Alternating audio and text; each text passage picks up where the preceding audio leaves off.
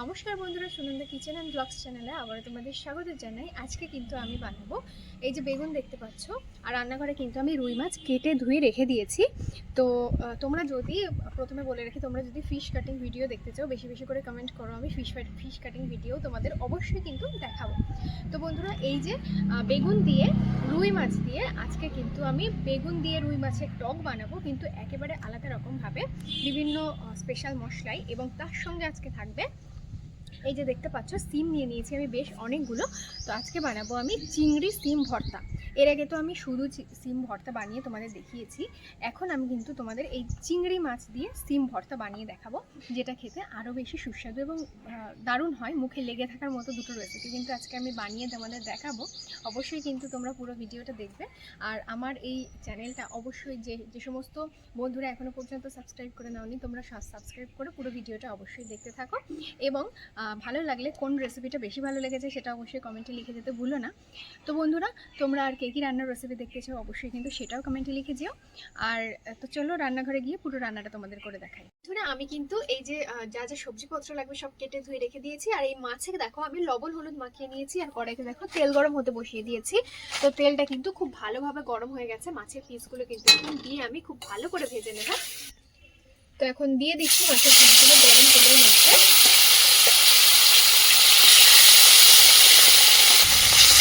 সব মাছগুলো ভেজে নেব।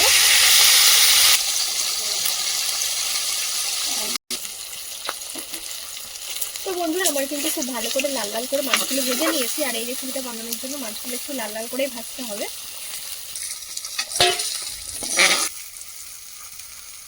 বন্ধুরা, মাছগুলো কিন্তু আমার ভাজা হয়ে গেল, দেখতেই পাচ্ছ খুব কড়াবার এই তেলের মধ্যে কিন্তু আমি এই যে চন্দ্রমুখী আলুগুলো এভাবে সাইজ করে কেটে নিয়েছি, এগুলো এখন দিয়ে দিচ্ছি।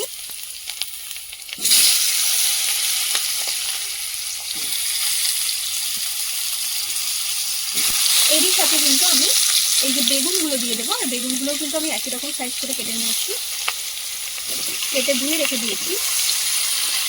এখন কিন্তু আমি লবণ হলুদ কোনো কিছুই দেবো না, খালি হালকা করে আলু আর বেগুনটা ভাজা করে নেব।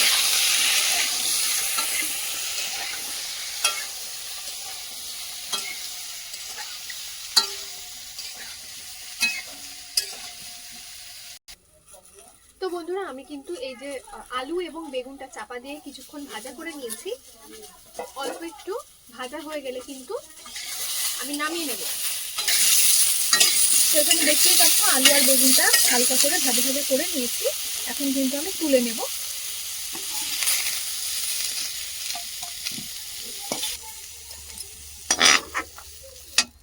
তো সব তুলে নিলাম, এখন এটা সাইডে রেখে দিচ্ছি। কড়াইতে আবারও তেল দিয়ে দিচ্ছি। যেহেতু তেল খুব ভালোভাবে গরম হয়েই আছে, দিয়ে দেবো প্রথমে শুকনো লঙ্কা, দিয়ে দেবো গোটা সর্ষে, এখন আমি দিয়ে দেবো গোটা জিরে,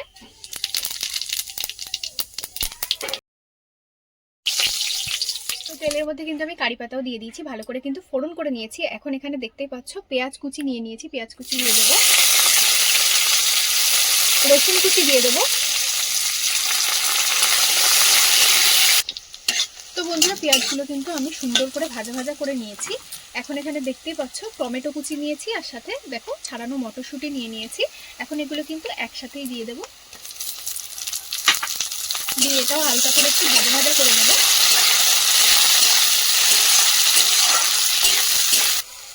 তো বন্ধুরা, এখন কিন্তু আমি এই যে পেঁয়াজ আর রসুন টমেটো মটরশুঁটি সব কিন্তু সুন্দর করে ভাজা করে নিয়েছি। টমেটো দেখতেই পাচ্ছ খুব সুন্দর করে গলে গলে গেছে। এখন কিছু গুঁড়ো মশলা আমি দিয়ে নেবো, সেটা দেখে নাও। প্রথমেই দিয়ে দিচ্ছি ধনে গুঁড়ো, দিয়ে দেবো লঙ্কার গুঁড়ো,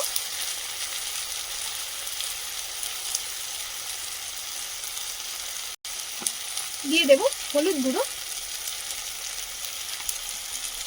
আর দিয়ে দিচ্ছি পরিমাণ মতো লবণ। এবার এটা দিয়ে সামান্য পরিমাণ জল দিয়ে দেবো, খুবই সামান্য, দিয়ে খুব ভালো করে একটু কষিয়ে নেবো। টক দইটা দিয়ে দিচ্ছি, তবে এই সময় কিন্তু গ্যাসের ফ্লেমটা একদমই লো করে রাখবে, না হলে দইটা কিন্তু ফেটে যেতে পারে। ভালো করে এটা দিয়ে কষিয়ে নেব।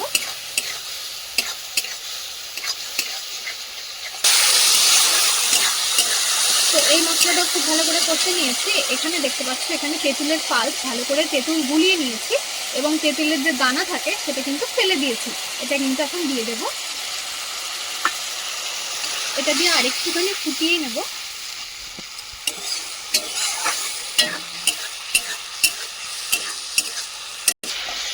তো এই মশলাগুলো সব খুব ভালো করে কষে নিয়েছি। এই যে ভেজে রাখা আলু আর বেগুনটা এখন দিয়ে দিচ্ছি। এটা দিয়েও আরেকটু ভালো করে কষিয়ে নেব। তো বন্ধুরা, আমার আর কি কি রান্না তোমরা দেখতে চাও অবশ্যই সেটা কমেন্ট করে জানিও। আর যারা যারা আমার হাতে রান্না খেতে চাও অবশ্যই সেটা বেশি বেশি করে কমেন্ট করো।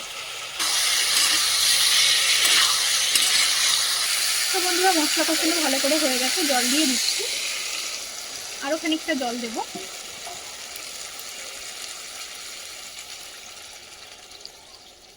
আলু এবং বেগুনটা খুব ভালো করে সেদ্ধ করে নেব এই জলেই।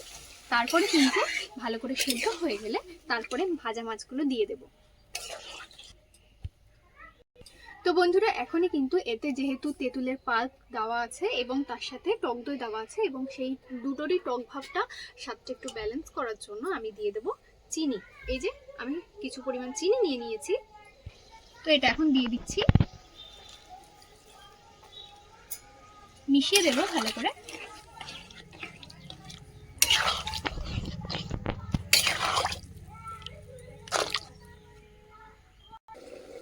তো বন্ধুরা, অনেকক্ষণ তো হয়ে গেল, এবার দেখে নেব আলু এবং বেগুন সেদ্ধ হয়েছে নাকি। তো এদিকে ঝোলটা কিন্তু অনেক সময় ধরেই ফুটছে, এখন দেখে নিই। হ্যাঁ, আলু আর বেগুন খুব ভালো করেই কিন্তু সেদ্ধ হয়ে গেছে। এখন কিন্তু এই ভাজা মাছগুলো দিয়ে দেব ঝোলের মধ্যে, দিয়ে বেশ খানিকক্ষণ ফুটিয়ে কিন্তু নামিয়ে নেব। যেহেতু মাছগুলো অনেক কড়া করে ভেজেছি, তার জন্য ঝোলের মধ্যে বেশ খানিকক্ষণ ফুটিয়ে নিলেও কোনো অসুবিধা হবে না।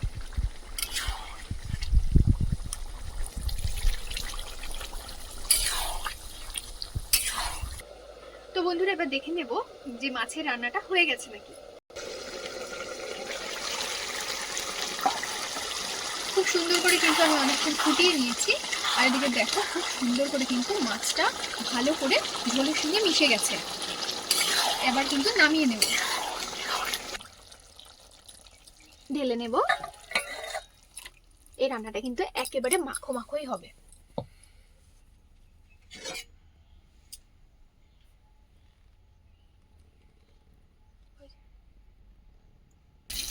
তো বন্ধুরা, কড়াইতে কিন্তু আবারও তেল দিয়ে দিয়েছি।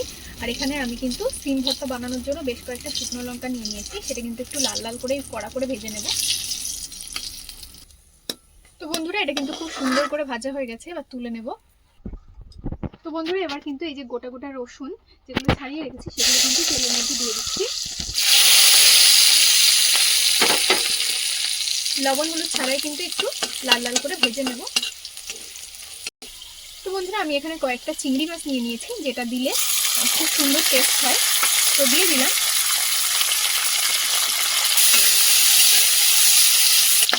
তো বন্ধুরা, এগুলো কিন্তু ভালো করে ভাজা হয়ে গেল, এগুলো কিন্তু তুলে নেব।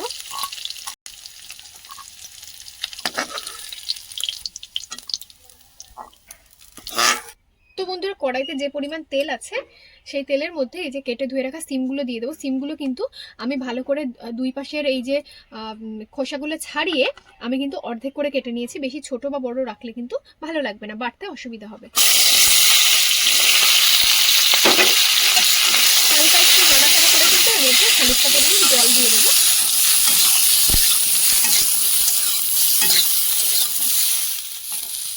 এর মধ্যে কিন্তু সামান্য পরিমাণ হলুদ গুঁড়ো দেবো, খুবই সামান্য,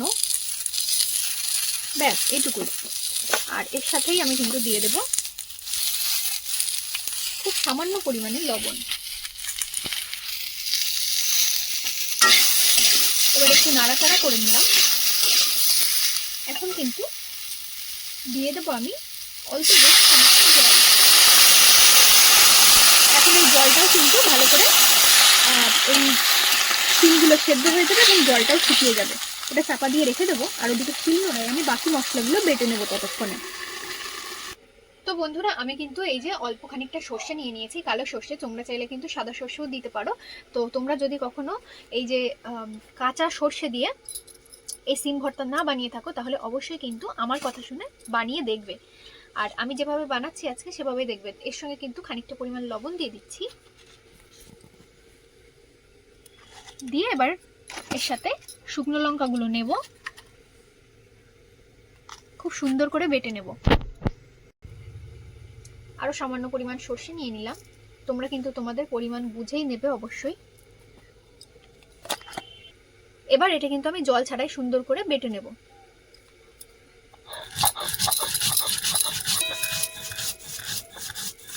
তো বন্ধুরা একবার কিন্তু বাটা হয়ে গেছে, আবার কিন্তু বাটবো। তার মধ্যে কিন্তু রসুন আর চিংড়ি মাছটা দিয়ে দেবো এবার।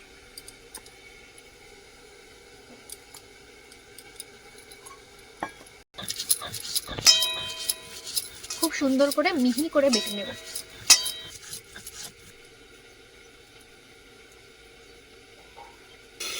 তো বন্ধুরা এবার দেখে নেব, দেখতেই পাচ্ছ এখানে জলটা কিন্তু একেবারে শুকিয়ে গেছে, খুব সুন্দর করে কিন্তু এটা ভাপানো হয়ে গেছে।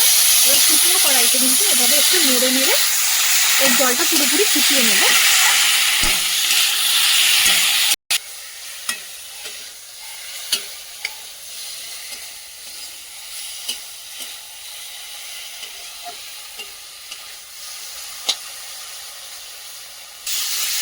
তো বন্ধুরা শুকনো কলাই কিন্তু বেশ খানিকক্ষণ ভেজে নিলাম, এখন কিন্তু গ্যাসটা অফ করে দেব এবং এটা নামিয়ে নেব। এই বাটির মধ্যে নিয়ে নিচ্ছি, একটু ঠান্ডা হলে কিন্তু শিলে বেটে নেব। তো সব কিছু কিন্তু একবারেই বেটে নেব। তো এবার এইগুলো কিন্তু নিয়ে নেব। খুব আছে, তবে কিন্তু এটা বাটা হয়ে গেলে আমি আরো একবার সব কিছু একসঙ্গে বেটে নেব। তো বন্ধুরা আমার কিন্তু বাটা হয়ে গেছে, দেখতেই পাচ্ছ খুব সুন্দর মিহি করে সবকিছু একসঙ্গে মিশিয়ে কিন্তু বেটে নিয়েছি। আর এর স্বাদটা আরো চটপটে করে নেওয়ার জন্য তোমরা কিন্তু অবশ্যই এর মধ্যে সর্ষের তেল এবং লেবুর রস দিতে পারো। তো এটা কিন্তু এখন আমি বাটির মধ্যে নিয়ে নেব।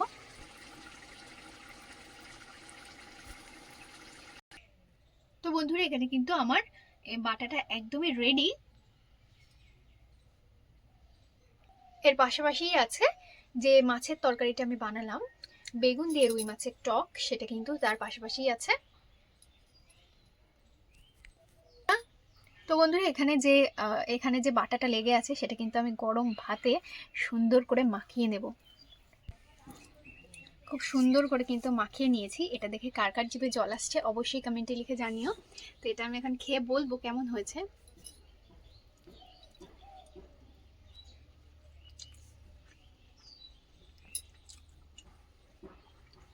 আরেকবার খেয়ে নিও।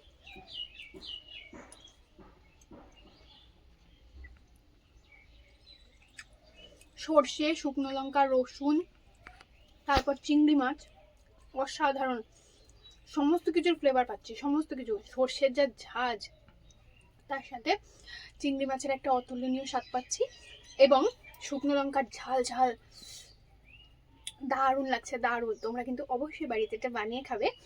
তো বন্ধুরা আমার চ্যানেলে যারা নতুন আছো এখনো পর্যন্ত চ্যানেলটা সাবস্ক্রাইব করে নাও নি, তোমরা অবশ্যই সাবস্ক্রাইব করে পাশের বেল আইকনটা প্রেস করে রেখো আমার ভিডিওর নোটিফিকেশন সবার আগে পাওয়ার জন্য। এবং তোমরা যদি ডেইলি এরকম আমার রান্না, ফিশ কাটিং এবং খাওয়া দাওয়ার ভিডিও দেখতে চাও অবশ্যই বেশি বেশি করে কমেন্ট করো, আমি সবই তোমাদের দেখাবো। তো বন্ধুরা চলো আজকের মতো এখানে ভিডিওটা শেষ করব। তো তোমরা সবাই খুব ভালো থেকো, সুস্থ থেকো, সাবধানে থেকো, টাটা।